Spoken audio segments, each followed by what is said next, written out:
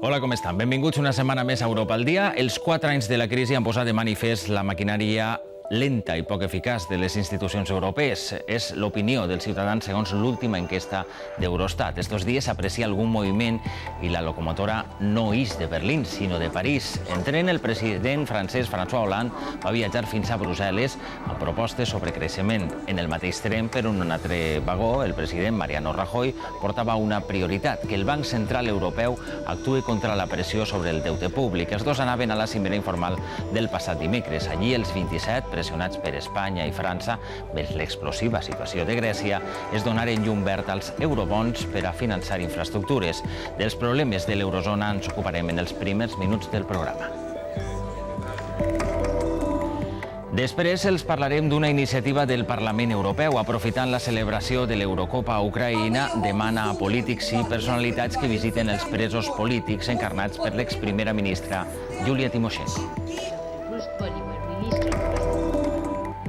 Europa disposa de satèl·lits meteorològics propis des de fa 35 anys, arran de crear-se l'Agència Espacial Europea. Avui, 9 satèl·lits controlen l'oratge, el clima, els oceans, les glaceres i les aigües superficials les 24 hores del dia. I acabarem amb un recordatori de l'últim gran conflicte armat a Europa, el que va desmembrar l'antiga Iugoslàvia. Este 2012 es complixen 20 anys de l'esclat d'este enfrontament a Bòsnia, un país que avui busca eixir desencara a la crisi econòmica i a la divisió ètnica en la Unió Europea.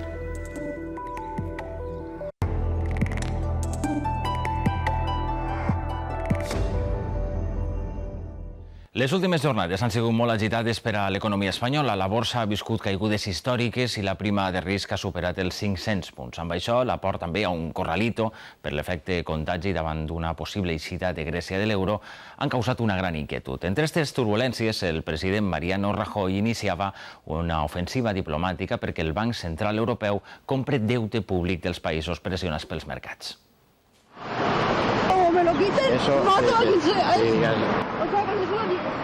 El ministre d'Hisenda, Cristóbal Montoro, va haver de tranquil·litzar esta dona que li va traslladar la por per un possible corralito a Espanya. Un temor que està al carrer estos dies. En la base d'este temor hi ha dos causes. D'una banda, la crisi de Bankia, una de les principals entitats financeres que el govern ha intervingut per evitar la fallida a causa dels seus actius tòxics.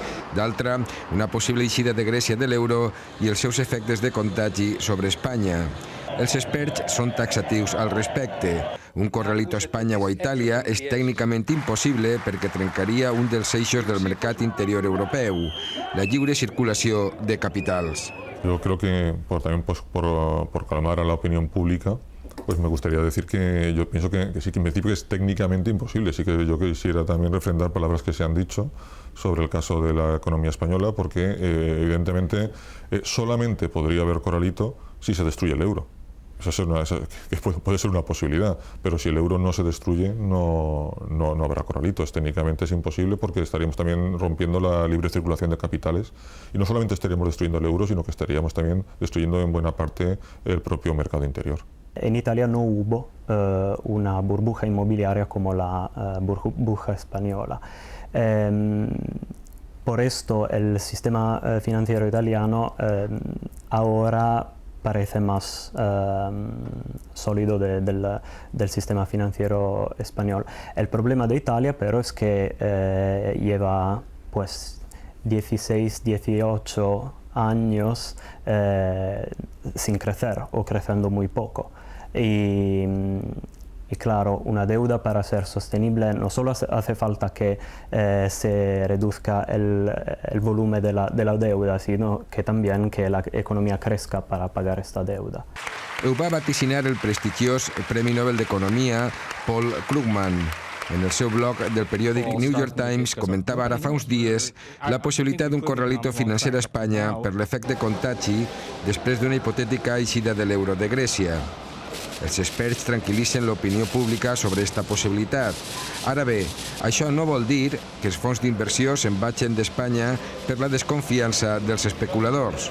Los peligros serían que esta fuga de capitales, estamos diciendo que se produciría en el caso griego, pues se contagiase a España y también a Italia. Cosa que de alguna forma, cuando en los momentos de crisis aguda que estamos teniendo ya en los últimos 4 meses, se está dando ya, porque hay salidas de capitales de forma paulatina en los últimos 4 meses en estas dos economías, por parte básicamente no de inversores privados individuales, pero sí ya de fondos de inversión. Pues muchos fondos de inversión están dejando sus posiciones en Espanya. Este comentari de Paul Krugman s'ha fet en una de les setmanes més convulses de la història per a l'economia espanyola. La prima de risc, la diferència d'interès que paguen els bons a 10 anys respecte als alemanys, superava els 500 punts i arribava a un màxim històric. La borsa espanyola experimentava la caiguda més gran des dels 16.000 punts a què va arribar el novembre del 2007. L'economia espanyola és una caldera de pressió a punt d'esclatar. Però el temor d'un corralito, conseqüència de l'eixida de Grècia de l'euro, és únicament això, un temor. La realitat és que el president del govern espanyol, Mariano Rajoy, està buscant a contrarrellotge suport exterior per alleugerir la pressió sobre Espanya. A la cimera de l'OTAN de Chicago, Rajoy ha aprofitat les trobades bilaterals per aconseguir el suport de les seues propostes de reducció del dèficit públic. La cancellera Angela Merkel visitarà Espanya al setembre amb inversors alemanys. A més, aconseguir que Espanya estigui present en una reunió prèvia a la cimera europea del creixement del 28 i 29 de juny amb Alemanya, França i Itàlia. Fins i tot, el president dels Estats Units, Barack Obama, s'ha mostrat partidari que el Banc Central Europeu actuï com un tallafocs amb la compra de deute públic a països que, com el cas d'Espanya, ho necessiten. Els experts opinen que s'hauria de fixar un límit en la prima de risc a partir del qual intervinguera el Banc Central Europeu per evitar especulacions. La idea es nunca vais a pasar de 300. Nunca vais a ver, porque si llegáis a 300, el Banco Central os va a ayudar. Pero hasta 300 o hasta 350, yo no lo sé, hasta un límite, vamos a dejar que sean los mercados los que os estén castigando, ¿sabes? Para que tengáis que hacer las reformas. Pero nunca dejar pasar de un límite en el cual os lleve a la bancarrota. De fet, el president del govern, Mariano Rajoy, reforçat per suport d'Alemanya i els Estats Units, ha demanat en la cimera europea informal de dimecres passat mesures concretes per a solventar el problema del deute a través del Banc Central Europeu, en el context de les prioritats del seu govern, reducció del dèficit, reformes estructurals i estabilitat financera. En qualsevol cas, cal un calendari realista sobre el procés de consolidació fiscal y el objetivo del 3% del déficit. En el fondo, lo importante, yo creo que es marcar un calendario creíble en el proceso de consolidación fiscal. Y eso es lo que no se ha hecho hasta ahora. Y evidentemente España lo intentó hace un par de meses, ¿no? Con la llegada del nuevo gobierno, intentar que se prolongase algo más el proceso de consolidación. No nos lo han permitido, cosa que también es lógico, porque el calendario tiene que hacerse de forma pactada entre todos los países. Pero yo creo que debería reinar un poco el sentido común y seguramente el proceso de consolidación fiscal, que no acabase en el 2013, sino seguramente prolongarlo, yo creo que quizá al menos un par de años más. Ha sigut la cimera on s'ha presentat el nou president francès, François Hollande, ferm partidari dels eurobons i d'impulsar mesures de creixement. A més, s'ha valorat una hipotètica eixida de Grècia de l'euro i la possibilitat d'intervenció als bancs espanyols. El futbol torna a estar en l'agenda del Parlament Europeu. Amb l'ocasió de l'Eurocopa, que té una de les seues seus a Ucraïna, ha demanat que els polítics i altres personalitats convidades denuncien la situació dels drets humans, en particular la dels presos polítics. Quan falten 2 setmanes perquè comenci l'Eurocopa, els eurodiputats han tractat en el ple d'esta setmana a Estrasburg la situació d'Ucraïna i la falta de democràcia que hi ha en este país, que negocia l'entrada a la Unió Europea. Tots els grups parlamentaris han coincidit a demanar l'alliberament de l'opositora i ex-primera ministra Yulia Tymoshenko, líder de la Revolució Taronja. Esta dona va ser condemnada a 5 anys de presó per un suposat abús de poder mentre governava entre el 2007 i el 2010. La sentència està apel·lada. Com ella, altres líders de l'oposició estan a la presó. Per als eurodiputats, Ucraïna ha de respectar els drets humans i la llibertat, principis fonamentals per entrar a formar part de la Unió. Per part de la Comissió Europea, el comissari d'Ampliació Stefan Füle ha assenyalat que les relacions entre la Unió i Ucraïna no milloraran si no hi ha garanties suficients que el país assumirà les lleis d'un país democràtic. El que esperem d'Ucraïna, abans de poder avançar una vegada més, és primer concretar una estratègia per a la correcció dels fets de la justícia selectiva i evitar que torni a passar. En segon lloc, unes eleccions lliures i justes. I el tercer punt, la represa de les últimes reformes ja acordades en el conjunt de les negociacions de l'agenda d'associació Unió Europea-Ucraïna. Ha sigut el Parlament Europeu el que ha enviat un equip mèdic per a tractar Timoshenko i enviarà un equip d'observadors al segon juí al qual se sometrà la política. La filla de Yulia Timoshenko ha visitat l'Europarlament per demanar la implicació d'este en l'alliberament de l'exprimera ministra ucraïnesa. La meva mare va enviar una carta al president Schulz i li va donar les gràcies per la seva iniciativa, que en realitat és un gran avanç en termes d'estratègia de defensa, perquè fins ara no hem pogut utilitzar la defensa. Tot el procés havia estat manipulat amb les violacions dels drets humans i els actes il·legals del jutge i els fiscals.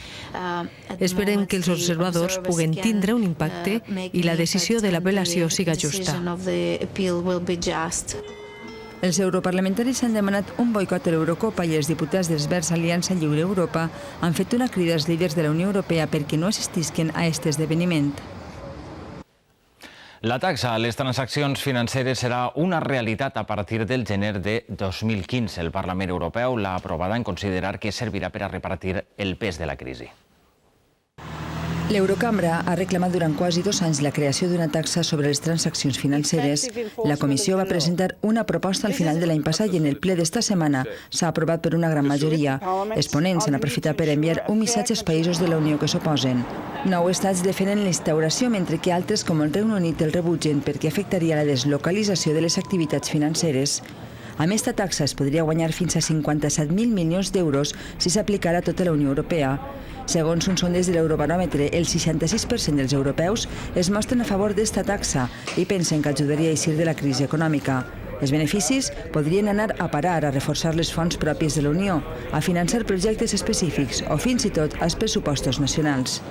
La seva aplicació suposa que les societats financeres amb seu fora de la Unió hauran de pagar impostos si realitzen operacions amb valors emesos a la Unió. Es tracta d'una mesura més per a lluitar contra l'evasió fiscal. No obstant, han quedat exclosos els fons de pensions. Ara cal esperar fins al 22 de juny, quan el Consell de Ministres d'Economia es reunirà a Luxemburg i li donarà el vistiplau.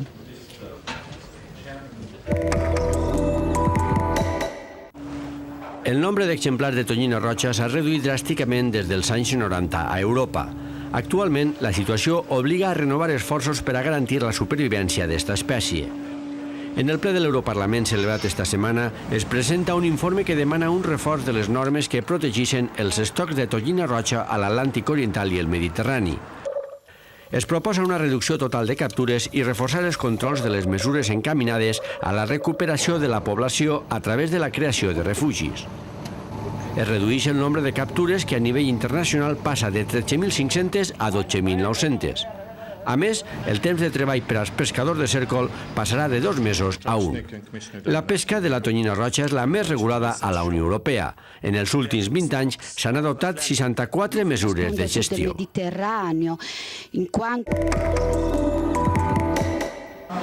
Brussel·les celebra esta setmana la major conferència europea sobre medi ambient, la Green Week. El lema d'enguany, el desafiament de l'aigua, cada gota importa. Esta setmana s'ha dedicat a l'aigua i ha reunit més de 3.000 participants entre funcionaris, ONGs, parts interessades i representants governamentals. S'han buscat solucions i es vol garantir la disponibilitat d'una bona aigua en zones de ràpid creixement de la població i davant l'evidència del canvi climàtic. 52 pavellons han donat a conèixer les bones pràctiques de cada empresa i la projecció també de pel·lícules. Amb motiu d'esta Setmana Verda s'ha publicat un informe de l'Agència Europea de Medi Ambient en què descriu 22.000 zones de bany de tota la Unió Europea i assenyala que el 92% compleix les normes mínimes de qualitat d'aigua. L'Europarlament ha fet un minut de silenci en memòria del jutge italià Giovanni Falcone, la seva dona i 3 escortes, que van morir ara fa 20 anys en un atemptat. Falcone ha sigut un exemple de lluita contra el narcotràfic i la màfia a Itàlia. Els satèl·lits meteorològics observen el temps atmosfèric i el clima des de fa mig segle. El 1959 van llançar el primer per a observar els núvols i Com en tot en la carrera espacial, va ser la NASA la que va desenrotllar la tecnologia. Avui és l'Agència Espacial Europea la que està en l'avantguarda en el disseny i en la fabricació. A Darmstadt, Alemanya, està la seu d'EUMETSAT, l'Organització Europea per a l'Explotació de Satèl·lits Meteorològics. La missió principal d'EUMETSAT és facilitar informació als servicis meteorològics nacionals. Aquestes dades les subministra als països de la Unió Europea i també a d'altres d'arreu del món. EUMETSAT i l'Agència Espacial Europea són socis tant en el desenvolupament dels ginys com en la distribució de les dades per a l'observació de la meteorologia i de la Terra. Proporcionem el servici als nostres usuaris i també ens ocupem de les instal·lacions terrestres per a tindre-ho tot a mà i així millorar l'oferta als nostres clients. D'altra banda, confiem plenament en l'Agència Espacial Europea per al disseny i la concepció dels satèl·lits meteorològics més avançats del món. El sector de terra d'EUMETSAT consisteix en una sèrie d'estacions de seguiment per tot el món, com per exemple l'estació comercial de Svalbard, prop del Pol Nord. Aquestes estacions reben les dades dels satèl·lits i les reenvien a Darmstadt, on són processades, distribuïdes i arxivades. La sala de control de Darmstadt és el cor de l'organització i genera la informació que després utilitzen els meteoròlegs de tot el món. Les dades que proporciona l'EUMETSAT es processen de 4 maneres diferents. S'utilitzen per a pronòstics immediats i amb això es generen previsions de curt termini entre 1 i 6 hores. També són processades de forma automàtica per models d'ordinador, els quals elaboren el pronòstic del temps a mitjà termini. Això és, de 6 hores a 15 dies més o menys. Una altra forma de tractament d'aquestes dades és la investigació per a comprendre millor el nostre sistema climàtic. A més, aquestes dades també es poden aplicar per a controlar els canvis que es produeixen. Per tal de mantindre's a l'avantguarda de l'última tecnologia, EUMETSAT té el suport de l'Agència Espacial Europea. L'Agència Espacial Europea és l'organisme europeu d'I+D, dels sistemes de satèl·lits i també d'estos ginys. En aquest context hem establit una cooperació durant més de 20 anys amb EUMETSAT. Així, els requeriments dels nostres socis sobre desenvolupament de satèl·lits meteorològics es traspassen als enginyers de l'IESA, com a necessitats de la missió. L'Agència Espacial desenrotlla els prototips i també ofereix satèl·lits operatius de recanvi. Exemples de la bona col·laboració entre la ESA i EUMETSAT són la segona generació del Meteosat, com ara el MSG-3 o el Meteop-B, que es llançarà pròximament. Tots estos satèl·lits han demostrat que han fet una gran contribució a les previsions meteorològiques diàries, que són més precises, fiables i ràpides que mai. Esta velocitat i precisió són d'importància crucial, ja que el pronòstic del temps és molt menys simple del que es podria pensar quan es mira l'oratge després de l'informatiu de la nit. La predicció del temps és important perquè afecta tots els aspectes de la nostra vida, des dels més trivials com ara podré fer una barbacoa dissabte, fins a factors com la vida o mort, per exemple les alertes d'huracans. La previsió de l'oratge és molt important per a una economia moderna. L'aviació, el transport, l'agricultura, tots depenen d'una bona previsió meteorològica i els satèl·lits l'han millorada en les últimes dècades. I així, l'ESA i EUMETSAT mantenen la seva cooperació proporcionant als meteoròlegs més i millor informació, de manera que puguem comprendre i pronosticar millor l'oratge i el clima, i també veure quan eixirà el sol després d'un dia de pluja. Bòsnia i Hercegovina és un estat creat el 1995 a partir dels acords de Dayton que van posar fi a més de 3 anys de guerra civil a l'antiga República de Iugoslàvia. 20 anys després, este país afronta una greu crisi econòmica i encara no ha aconseguit superar la divisió ètnica. Són imatges de fa només 20 anys. Ningú podia pensar en l'Europa de final del segle XX, que hi haguera una guerra civil en este món desenvolupat. Però esta va durar 3 anys i mig. Van morir vora 100.000 persones, es va practicar una neteja ètnica i hi hagué un altre genocidi després de la Segona Guerra Mundial. El conflicte va començar quan el març de 1992 els bosnians van votar a favor de la secessió. A l'abril, la Unió Europea va reconèixer la independència de la nova República de Bòsnia i Hercegovina. Eixe dia, un grup de centralistes serbo-bosnians va disparar contra els manifestants al centre de Sarajevo. Els franctiradors eren el major perill a l'hora de circular pels carrers de la capital bosniana. Sarajevo va estar assetjada durant 44 mesos i s'estima que van morir 18.000 persones, de les quals 1.600 eren xiquets. Només se sap el nom d'11.541. Les cadires roges que han ocupat el carrer major de la capital bosniana simbolitzen el seu record en este aniversari. Dos fets es recorden amb intensitat. El dissabte 5 de febrer de 1994, un projectil d'artilleria va caure al mercat central de Sarajevo i va matar 63 civils i 197 van resultar ferits. L'altre punt de record es trasllada a Srebrenica. L'11 de juliol de 1995, les tropes serbobosnianes van assassinar vora 8.000 homes, el pitjor crim després de la Segona Guerra Mundial. Ara, 20 anys després, les ferides continuen obertes i les diferències ètniques també.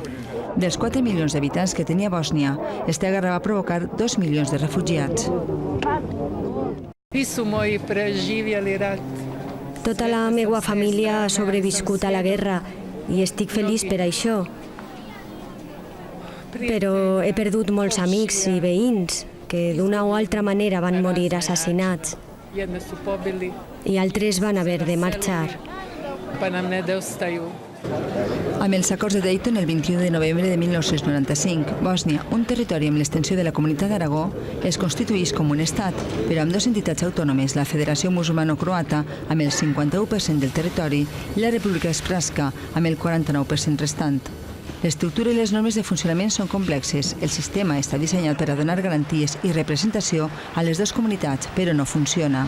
El comú denominador de tots aquests països rau en què el recent de la seva estructura presenten políticament una estructura prou deficitària per allò que demana la Unió Europea, que és una administració pública poderosa i que siga estable també. La guerra domina encara tots els esdeveniments de la societat. De cara al futur, el lema més important de les principals estructures polítiques és avançar per entrar en la Unió Europea, però els interessos entre les dues comunitats no coincideixen. L'únic que puc dir és que Déu prohibeix que torni a passar. Hem d'aprendre a viure amb això. Actualment, Bòsnia és un dels països més pobres d'Europa, amb un 40% de desocupació. Un fet que durant les campanyes electorals es considera secundari. El més important és el nacionalisme. Només coincideixen en una cosa, a acusar la comunitat internacional de no haver reaccionat a temps durant la descomposició de l'antiga República de Iugoslàvia. No obstant, comencen a fer passos. El govern de Sarajevo ha assenyalat que al juny presentarà la candidatura per a l'ingrés a la Unió Europea i volen avançar en el procés d'integració a l'OTAN. Mentrestant, els estats desmembrats de l'antiga Iugoslàvia mostren avanços considerables. Croàcia entrarà a la Unió Europea al juliol de l'any que ve, mentre que Sèrbia ja és oficialment un país candidat, després que en el seu territori es detinguera dos dels principals criminals de guerra serbobosnians, Radovan Karadzic i Ratko Mladic. Estos dos fets han provocat que els polítics de Bòsnia i Hercegovina es posaren d'acord per a no ser la cua del tren per arribar a Europa. La seva estructura és poc uniforme. Per una banda tenim que Croàcia, Macedònia, Montenegro, Sèrbia, Kosovo, en el lío de Kosovo, Sèrbia, tot això, donaria, sense oblidar Albània, tot i no formar part de l'antiga Iugoslàvia, donaria pas a formar un conjunt de països amb una de l'extinta Iugoslàvia que tenen problemes molt versemblants però també problemes molt diferents. El fet és que Bòsnia i Hercegovina amb aquest aniversari no celebra cap festa nacional perquè els polítics encara no s'han posat d'acord en la data idònia. Després de 20 anys, el país continua dividit en dues entitats que semblen irreconciliables, dos servicis de correus, dues empreses de telèfons, organismes municipals duplicats i l'absència total de sentiment nacional és el resultat de les ferides físiques que no s'han curat encara. Tot i això, els habitants d'aquest territori assenyalen que l'eixida del llarg túnel està en la Unió Europea. En l'agenda de la setmana destaquem els Premis Europeus al foment de l'activitat empresarial. La Comissió Europea ha posat en marxa l'edició 2012 dels Premis Europeus a la promoció empresarial. Estos premis recompensen les bones pràctiques dels organismes públics i les associacions público-privades en el foment de l'empresa i l'emprenedoria. El termini acaba el 16 de juliol. Dins del programa Media 2007 s'ha obert el termini per a les empreses intermediàries dels productors per a fomentar la distribució transnacional de pel·lícules europees. El termini acaba el 28 de juny.